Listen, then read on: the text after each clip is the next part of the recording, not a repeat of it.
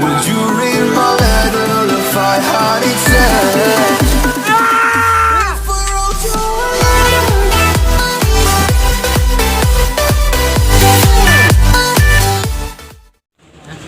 Udah. Yo, assalamualaikum warahmatullahi wabarakatuh. Welcome back to my YouTube channel. Bersama saya Dibeng.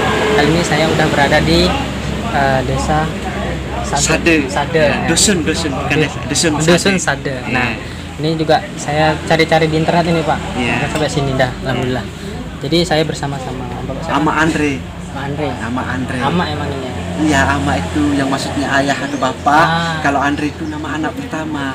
Karena nama pemberian dari orang tua itu Mas tidak dipakai kalau sudah punya anak.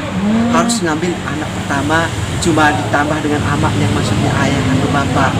Cuma kalau nggak punya anak, baru nama pemberian dari orang tua tetap dipakai begitu di suku Sasak ini. Nah, jadi di suku Sasak ini panggilannya ama semua. Oh ya, kalau sudah menikah punya anak gitu ya. Baik ya Mas, ya mungkin sebelumnya saya ucapkan selamat datang atas kunjungan Mas yang terhormat di dusun tempat tinggal kami ini ya. Namun sebelum saya jelaskan tentang adat tradisi kami di sini, kenalkan dulu nama saya tadi Ama Andre ya. Jadi saya sudah jelaskan tadi maksudnya. Kemudian kalau nama dusun kami ini namanya Dusun Sade. Kemudian Sade diambil dalam kitab lama yang namanya kitab Puspa Karma itu Mas, yang artinya obat. Tapi bukan obat luka, obat hati. Kemudian dusun kami ini adalah satu-satunya dusun yang sudah lama dikenal sebagai dusun pariwisata di antara dusun-dusun yang lainnya. Karena dusun kami inilah yang masih bertahan dengan bangunan rumah orang tua. Jadi kalau nama desa sebenarnya Desa Rembitan.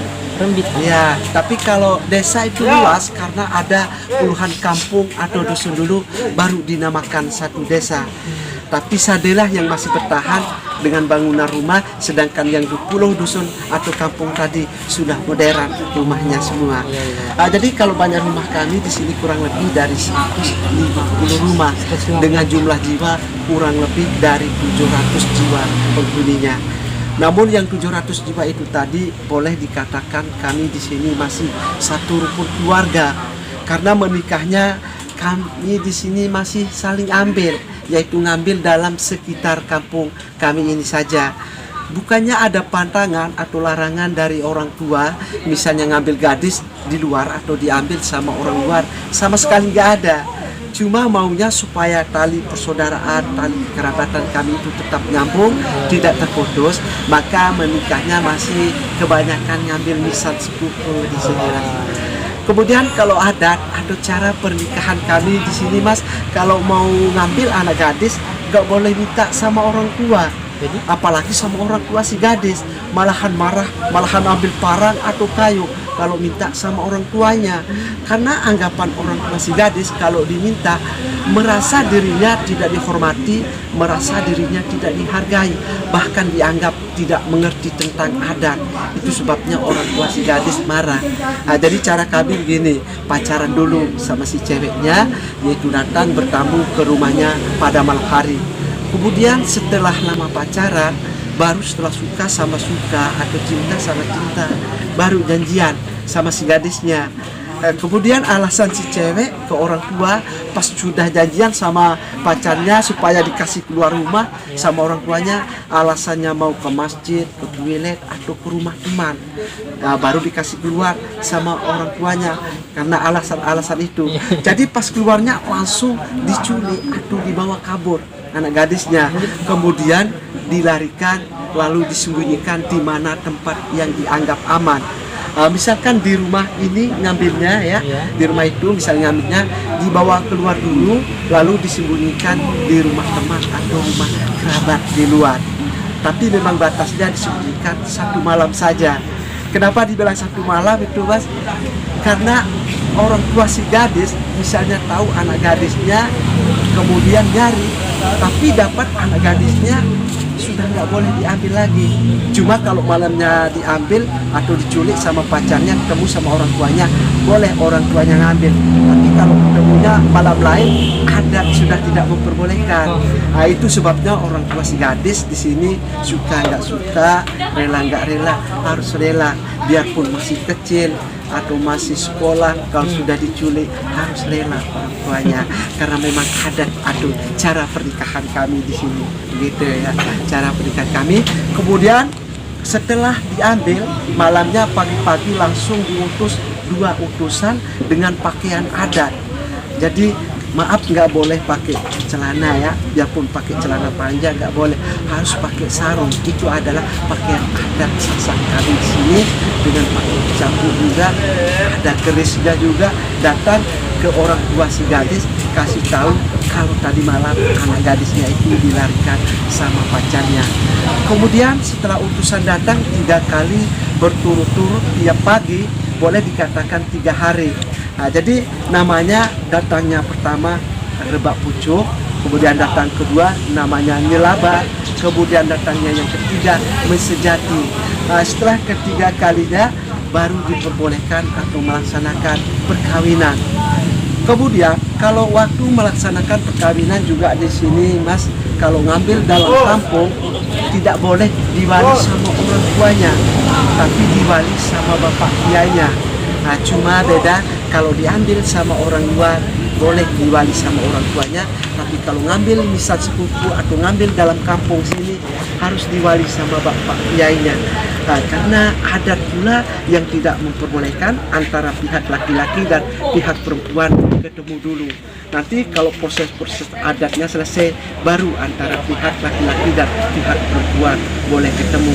Jadi kalau agama di sini memang Muslim semua Mas, cuma masih campur dengan adat tradisi budaya yang masih kental kami laksanakan. Jadi nyuliknya juga masih sekarang. Saya pun juga sering nyulik Mas, tapi bantu teman. Kalau nyuliknya buat saya cuma 1 kali. Nah, karena pas mau nyulik anak gadis, batu teman itu paling tidak 2 atau 3 teman. Karena kalau sendiri nggak mampu, misalnya pacarnya saja, karena dilihat orang lain saja nggak jadi pula nikahnya, apalagi dilihat sama orang tuanya, begitu ya.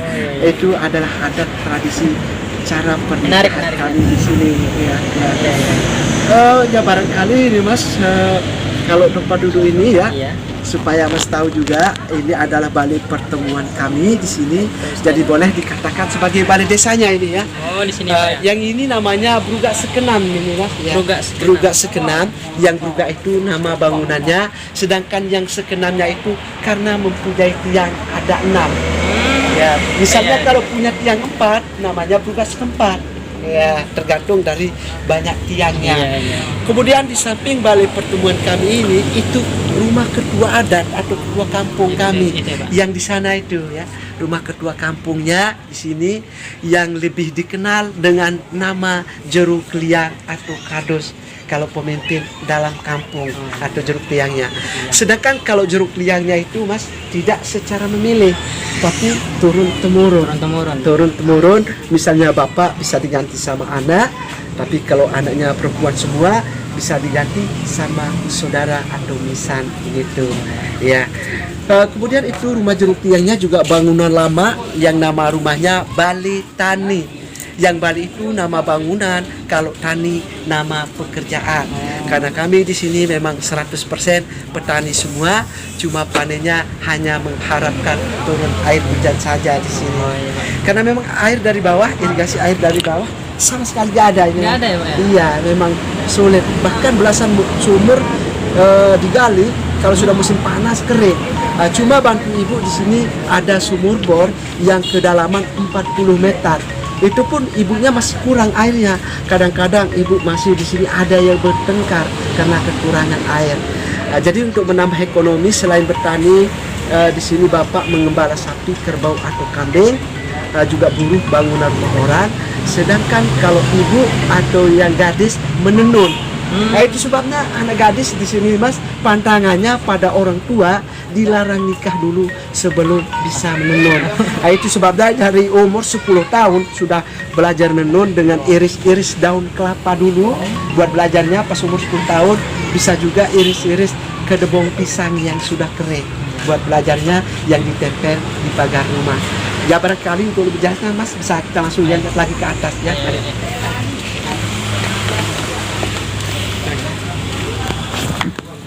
Ya saya dimasuki ya.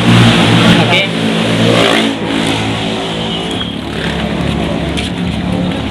Mana nih Pak tadi Pak? Ya lewat sini ya. Oke. Oke guys, kita langsung ikut bapaknya. Ini saya jelaskan juga ya tentang rumahnya nanti ya. Ya. Supaya Mas tidak tahu.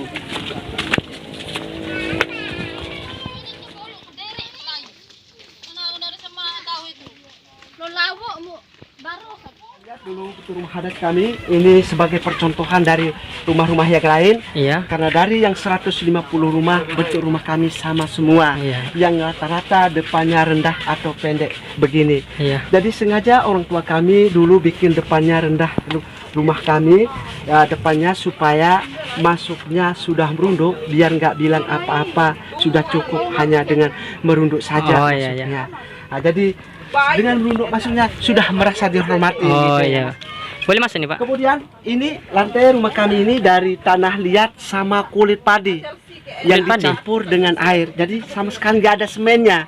Ini nggak semen ya Pak ya? Iya, nggak ada semennya. Ini dari tanah liat sama kulit padi yang dicampur dengan air. Setelah campuran merata, baru ditempelkan.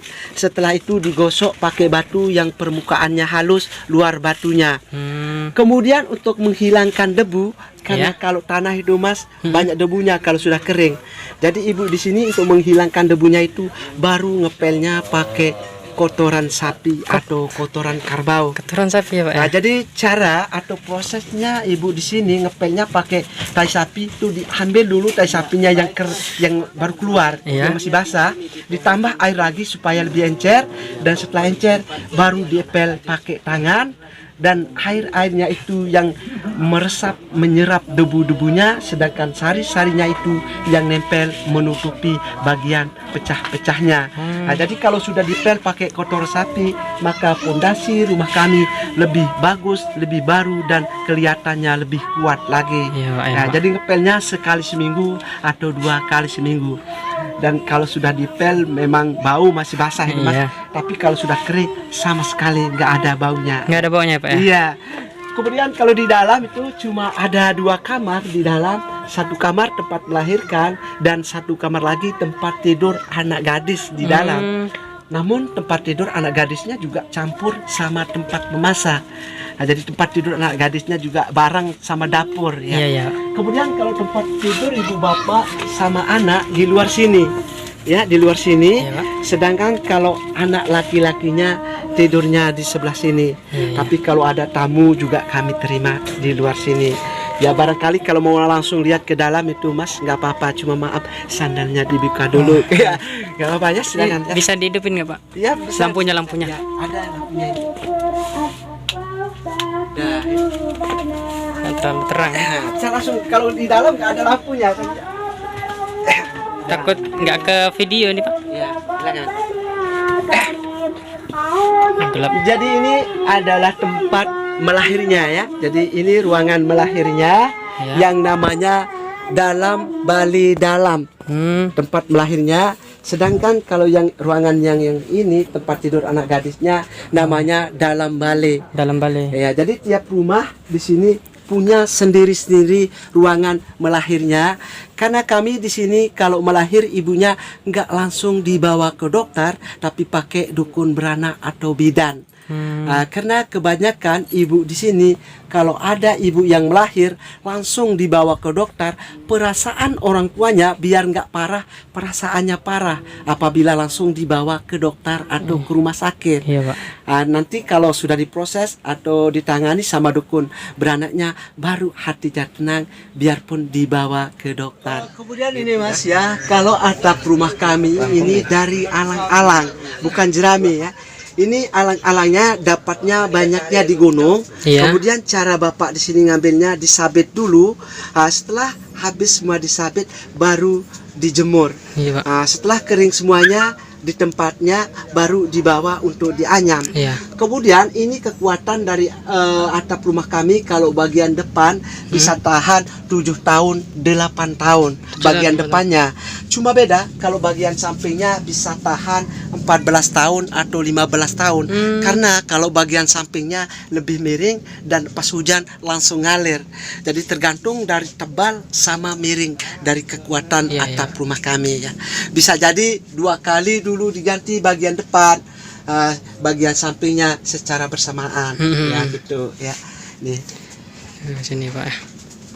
Ini boleh masuk dulu Pak. Ini tadi baru lengkap ini baru. sekarang kita bisa ke tempat janjiannya orang sini dulu. Oh. Ya saya sabar dulu. Oke. Oke. Ayo. Dulu ya. Iya Pak. Jadi begini Mas ya, pohon ini dulu memang pohon nangka, tapi sebelum mati pohon nangka ini dulu tempat janjian atau tempat ketemuan orang tua kami dulu. Itu sebabnya pohon nangka ini dinamakan pohon cinta. Nih barangkali Mas mau ambil gambar di tempat janjiannya orang sini ya. Pohon cintanya, silakan ambil gambarnya dulu. Kita tadi apa namanya? Pergi ke tempat tenunan. Kita langsung ini di desa Sade, dusun Sade. Kita lihat gimana proses. Sebelum kita ke tempat tenunannya, sekarang kita lihat dulu proses cara pembuatan benang. Yang bahan benangnya itu dari kapas, kemudian kapasnya itu biji-bijinya dibersihkan. Nah, setelah habis biji-bijinya dibersihkan, baru digulung, kemudian dipintal ya seperti ini. Ini benang bisa jadi apa, kapas jadi benang.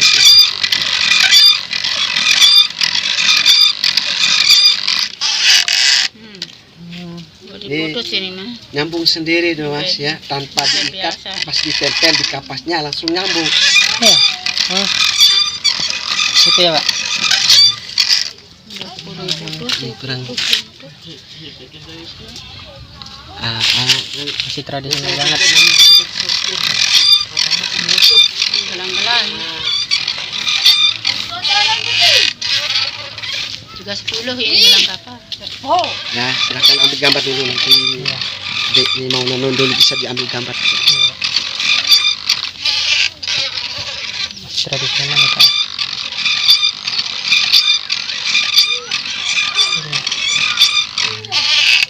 Nah ini dapatnya ya. Kemudian soal warnanya juga ya Mas ya, ngasih sendiri. Jadi kalau warna merah itu dari kulit kayu, namanya kayu lake. Kayu Warna merah. kayu lake. Ya, kayu lake. Kemudian kulitnya. Kalau sedangkan warna hitam itu bahannya dari batok kelapa yang yang digosongkan dulu. Nah, setelah itu baru direndam benangnya. Setelah mendidih airnya, kemudian airnya berubah warna hitam, baru dicelupkan benangnya. Sedangkan kalau warna biru lagi ada dari daun nila, ada juga dari daun kecipir ya. Ya barangkali untuk lebih jelasnya mungkin bisa lihat dulu ya, cara nenunnya ya. Ya, ini ya. Kemudian ini kayunya ini yang buat merapat benang, sedangkan angkatan yang ini buat mengikat benang. Ini buat mengikat benang yang sudah dimasukkan tadi ya. Ya, supaya benang-benangnya yang sudah dimasukkan nggak lepas pas kainnya dipotong. Ya. Kemudian kalau mau bikin tulisan nama atau motifnya ditambah lagi yang diangkat di sini ya. Supaya nama Mas juga bisa ditulis dengan huruf benang. Ya, jadi ada tulisan Sade Lombok itu dengan huruf benang. Iya. Ya bisa ambil gambar dulu ini kan.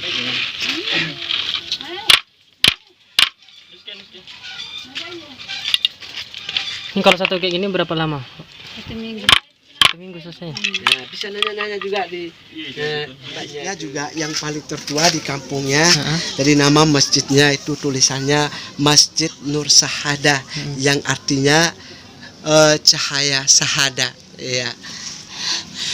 Coba kalau bagian bangunan masjidnya, jadi agak modern ya. pakai tanah liat seperti bangunan rumah, juga tidak dipel pakai kotoran sapi karena masjid jadi tempat umum, cuma masjidnya aja yang pakai keramik ya. Sedangkan kalau bangunan rumah semua dipel pakai kotoran sapi. Sedangkan kalau yang sudah pakai semen dari bangunan rumahnya itu ngepelnya pas ada acara ritual kalau yang sudah pakai semen. Sedangkan kalau yang seperti dilihat tadi yang masih dari tanah itu ngepelnya sekali seminggu supaya pondasinya tetap kuat. Bahkan kalau ada acara yang pondasinya dari tanah itu lebih diepel lagi ya. Nah, jadi ini tempat tinggal saya ini ya. Ini Pak. Ya, saya tinggalnya di sini. Barangkali ini Mas mau dia lihat kainnya, mungkin bisa saya kasih lihat juga. Jadi ini yang songket. Tempat penggorengan. Iya, penggorengannya ya. Ini apa nih Pak? Kopi. Ini bahannya apa nih? Dari apa nih? Ini dari apa tuh? Dari bahannya dari tanah. Tanah ya Pak? Ya, tanah. Tanah liat. Oh iya iya iya. Ini alat penggorengannya, setelah gosong baru dipindahkan ke sini ya. Ditumpuk. Ini buat kopi ya. Tumpuk, setelah habis ditumpuk baru dikayakkan ya. Dikayak. Ini buat ngayaknya ini Iya ya. iya iya. Nah, jadi barangkali kalau Mas mau coba kopinya nggak apa-apa. Iya. Ini caranya. Oleh-oleh mungkin Iya. kopi lombok. Cuma beda itu Mas, ada yang campur beras kopinya, ada yang nggak dicampur beras. Karena di suku Sasak ini bapak-bapak lebih senangnya yang dicampur beras karena memang buat sarapan pas ke sawah. Biar nggak makan setengah hari, jadi beras yang kental di bawah itu dihabiskan, nggak mah biarpun nggak makan setengah hari. Itu sebabnya bapak di sini lebih senangnya yang dicampur beras kopinya. Barangkali Mas mau coba yang dicampur beras atau mau beli juga nggak apa-apa ya. Ya bisa dikasih murah sama ibunya. Ini kita jalan aja Pak. Murah Mas, 20.000. Coba aja deh, ya nggak apa-apa. Enggak suka kopi saya. Oh iya. Enggak biasa kopi Pak. Ya, Bu. Oh iya nggak apa-apa deh ya. Ya saya teh cuma. Iya. Maaf Bu ya. Kita naik ke atas, kita paling tinggi di desa ini, di dusun ini.